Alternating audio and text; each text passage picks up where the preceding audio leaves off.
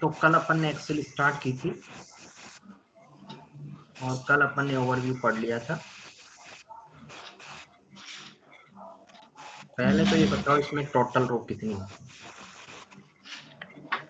Total row 10,48,576। सही है। चलो तो आज होम टैब चालू करते हैं। इसके अंदर जो टोटल कॉलम है आपने इसको बताया था भाई, जो फॉर्मूला जो फॉर्मूला बार है उसके अंदर जाकर के पता लगा सकते हैं कि कितने कॉलम है, तो वो मेरे से हाँ हुआ नहीं। आप दोबारा बताओ। देखो, कंट्रोल और राइट एरो से आखिरी में आए, हम्म यहाँ पे लिखा इक्वल हम्म कॉलम। किस सेल का कॉलम नंबर निकालना है, उस सेल का एड्रेस डाला और एंटर कर दिया, आ गया। अच्छा। फार्मूला जो लगाना है उसके लिए इक्वल टू पहले लगाते हैं, इक्वल टू कॉलम और ब्रैकेट में उस सेल का एड्रेस जिसका कॉलम निकालना है। हम्म ठीक है। हम्म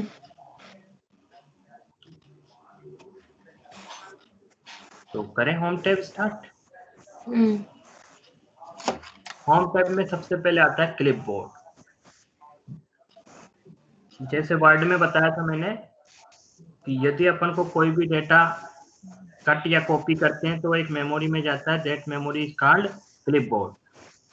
हम्म ठीक है। हाँ।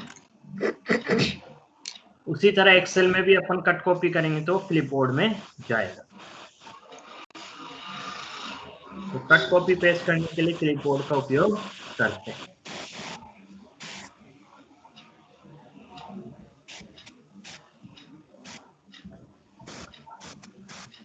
अगर मैं यहाँ पे सेलेक्ट करके और कॉपी करूंगा या कट करूंगा तो ये क्लिपबोर्ड में चला जाएगा। ये देखो आ गया क्लिपबोर्ड में। बस तो यही क्लिपबोर्ड होता है। अब इसमें अपन कट कॉपी पेस्ट में क्या क्या कर सकते हैं, देखो ये मैंने कॉपी किया। अब पेस्ट में अपने पास अलग अलग ऑप्शन है, paste value, paste formula, formula number formatting, keep source formatting, no border, keep source column width and transpose. तो अलग अलग तरीके के अपने पास पेस्ट है। ठीक है। ट्रांसपोज पेस्ट क्या होता है? ट्रांसपोज पेस्ट होता है कि जो भी अभी अपन ने कॉपी किया था उसमें जो रो में था वो कॉलम में आ जाए, जो कॉलम में था वो रो में आ जाए। जैसे आप यहाँ देख रहे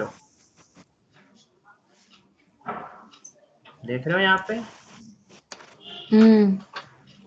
जैसे 1 2 3 वहां रो में था तो यहाँ क्या हो गया, कॉलम बन गया, है ना। 4 5 6 4 5 6, तो ऐसे। तो ट्रांसपोज पेस्ट का मतलब होता है कि जो रो है वो कॉलम बन जाए, जो कॉलम है वो रो बन जाए। ठीक है। पेस्ट वैल्यू में क्या होता है कि अगर अपन पेस्ट वैल्यू करते हैं तो फार्मूले को अगर कॉपी करके पेस्ट कर रहे हैं तो फार्मूला पेस्ट ना करके उसके रिजल्ट पेस्ट होएगा। ये अपन जब आगे फार्मूला पढ़ेंगे तब और समझाएंगे, लेकिन फार्मूला कॉपी ना होकर रिजल्ट पेस्ट होता है। बाय डिफॉल्ट फार्मूला पेस्ट होता है, लेकिन पेस्ट वैल्यू करके अपन रिजल्ट पेस्ट कर सकते हैं। अच्छा, पेस्ट इमेज भी कर सकते हैं अपन। अगर पेस्ट इमेज करेंगे मतलब वो पिक्चर पेस्ट होगी। ये देखो उसकी फोटो खींच गई और वो पेस्ट हुई, है ना, ये इमेज बनी है। ठीक है। तो पेस्ट इमेज से इमेज पेस्ट होती है। इसके बाद एक और होता है लिंक, पेस्ट लिंक। लिंक में क्या होता है कि अगर आपने जहां भी इसको पेस्ट करा है वो यहाँ से लिंक है। लिंक का मतलब यहाँ पे कुछ भी चेंज करूंगा तो वहां भी रिफ्लेक्ट होएगा। अच्छा। तो जैसे अभी मैं इसको 5 को 10 कर दूं तो ये देखो इस वाले में तो कोई फर्क नहीं पड़ा, पर इसमें 10 हो गया यहाँ भी, जबकि मैंने तो यहाँ 10 किया था। तो क्यों हो गया? क्योंकि ये पेस्ट लिंक है। यहाँ से लिंक हो रखा है, जो भी यहाँ पे वैल्यू होगी वही वहां पे दिखाई देगी। तो ये पेस्ट लिंक होता है। इमेज को भी लिंक के साथ जो कर सकते हैं, जैसे जब आपने इमेज बनाई थी तो वो भी लिंक के साथ बना सकते थे, ये इमेज पेस्ट लिंक पिक्चर। तो इसमें भी क्या होता, जो भी मैं चेंज करता वहां पे भी रिफ्लेक्ट आ जाता। ये देखो आ गया, पेस्ट भी रिफ्लेक्ट आ जाता। इस तरह से ये पेस्ट इमेज के साथ लिंक भी कर सकते हैं। और पेस्ट स्पेशल में एक चीज और आती है, पेस्ट स्पेशल में एक चीज और आती है, अगर मैं जब ये सोर्स पे पेस्ट कर रहा हूँ तो ये एक जो पहले से वैल्यू पड़ी है उसके साथ क्या ऑपरेशन करे। अभी तो क्या होता है, ओवरराइट कर देता है, वो हट जाता है, नया आ जाता है। लेकिन अगर मैं कह दूं ऐड करें तो ये एडिशन करेगा, मल्टीप्लाई करेगा, सब्ट्रैक्ट करेगा। यानी अपन खुद सेट कर सकते हैं क्या करवाना है। तो जैसे अभी मैंने ऐड किया तो आप देखोगे जो वहां पहले से पड़ा था वो इसके साथ जुड़ गया है ना। यानी यहाँ पहले एक था, वो एक और आया तो 1 + 1 2 हो गया। सब्ट्रैक्ट करवा दूं तो वापस घट के वही आ जाएगा, है ना। तो ऐसे अपन इसमें पेस्ट स्पेशल में जाके पेस्ट के साथ वो भी कर सकते हैं कि क्या ऑपरेशन करना है। एक स्किप ब्लैंक होता है। स्किप ब्लैंक क्या होता है कि यदि आपने जब कॉपी किया है उस कंटेंट में कोई ब्लैंक सेल है तो वो डेस्टिनेशन वाले सेल को ओवरराइट नहीं करेगा, वहां पे जो रखा है वो का वही रह जाएगा। नहीं तो होता क्या है, वो उसको भी ओवरराइट कर देता है। प्रैक्टिकल करके दिखाता हूँ मैं इसका। ये मैंने डिलीट कर दिया, तो अब ये खाली सेल हो गया अपना। अभी मैं इसको कंट्रोल करके यहाँ पेस्ट करता हूँ तो ये देखो वहाँ खाली आ गया ना। लेकिन मैं चाहूँ कि नहीं, ये जब पेस्ट हो तो जो कंटेंट है वो तो ओवरराइट हो जाए, लेकिन जो खाली वाला है वो नहीं हो, तो स्किप ब्लैंक। तो ये देखो बाकी तो ओवरराइट हो गए, पर 5 जो था वो वही रह गया, है ना। तो ये कहलाता है स्किप ब्लैंक। ठीक है, ये था आपका कट कॉपी पेस्ट। कॉपी में एक चीज और आती है, कॉपी इमेज भी आती है। यानी अपन पेस्ट कर रहे थे इमेज, वैसे अपन कॉपी एज ए पिक्चर भी कर सकते हैं। तो अगर आप पिक्चर को कॉपी करते हो तो जब पेस्ट करोगे तो आप पेस्ट में आपके पास सिर्फ एक ही आएगा, फोटो ही पेस्ट होगी, क्योंकि अपन ने कॉपी इमेज के रूप में करा है। ठीक है। फॉर्मेट पेंटर, जैसा वर्ड में बताया था कि अगर किसी चीज की फॉर्मेटिंग है किसी दूसरे जगह पेस्ट करनी हो तो अपन फॉर्मेट पेंटर का उपयोग करते हैं। करा था या नहीं, याद है या नहीं? हाँ। जैसे सपोज इसका फॉन्ट बड़ा चेंज करना है तो फॉन्ट चेंज कर सकता हूँ, इसकी साइज बढ़ा सकता हूँ, यहाँ से क्लिक करके बढ़ा सकता हूँ, घटा सकता हूँ, बोल्ड कर सकता हूँ, इटैलिक, अंडरलाइन कर सकता हूँ। अच्छा, अगर मैं अभी प्रिंटिंग प्रीव्यू देखूं तो इसके तरफ चारों तरफ बॉर्डर नहीं आ रही है। अगर मैं चाहूँ कि बॉर्डर आए तो अपन यहाँ बॉर्डर लगा दो, तो आप प्रिंट में बॉर्डर भी आएगी। ठीक है। नन कर देंगे, बॉर्डर हट जाएगी। तो इस तरह से ये सारा अपन कर सकते हैं। कलर चेंज करना हो कलर कर लो, बैकग्राउंड का, लिखे हुए का,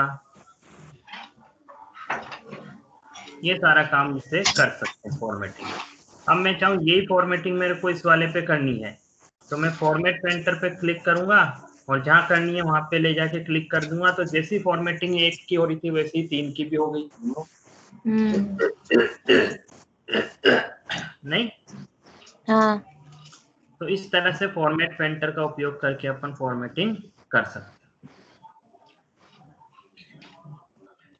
क्लियर? और इसके अंदर, हाँ, और इसके अंदर से जैसे वर्ड में तो Ctrl+Z दबा करके वापस से जो थी सिचुएशन वो आ जाती थी। इसके वो अंदर तो क्या सब दबाना जगह पड़ेगा? अंडू करना कहते हैं ना उसको, हाँ, तो अंडू तो होगा ही ना। तो इस वर्ड में तो Ctrl+Z दबा देते थे, तो इसमें क्या यहाँ है शॉर्ट की? यहाँ ही Ctrl+Z है, सारे जगह पे कंप्यूटर में अंडू का Ctrl+Z ही होता है। ठीक है, तो अभी मैं Ctrl+Z दबाऊंगा तो ये अंडू हो गया। अच्छा। जो भी किया था सब हट गया। ठीक है, हाँ। तो ये था आपका फॉन्ट। इसके बाद आता है अलाइनमेंट। आपने जो भी सेल में लिखा है उसको मैं अलाइन करना चाहूं तो अलाइनमेंट से कर सकता हूं। 9 अलाइनमेंट है आपके पास। ये टॉप, सेंटर, डाउन, इसी तरह सेंटर में टॉप, सेंटर, डाउन, इसी तरह राइट में टॉप, सेंटर, डाउन। तो 9 अलाइनमेंट है, 9 पोजीशन है जहां पे मैं इनको रख सकता हूँ। बाय डिफॉल्ट नंबर जो होता है वो राइट अलाइन होके आता है और कैरेक्टर लेफ्ट अलाइन होके आता है। ये आप देख रहे हो, नंबर सब राइट में है और जो कैरेक्टर है वो लेफ्ट में आते हैं बाय डिफॉल्ट। लेकिन अपन इसको अपने हिसाब से सेट कर सकते हैं। इससे आप रोटेट कर सकते हो,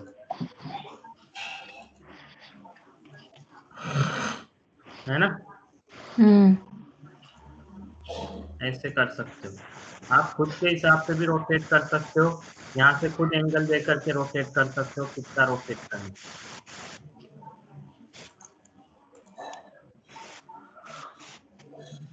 यहाँ से भी खुद डिग्री अपन 0 कर दें तो ये 0 हो जाएगी। ठीक है, तो ये रोटेट किया जा सकता है।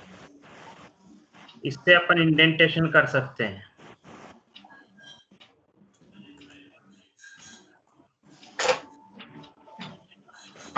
है ना?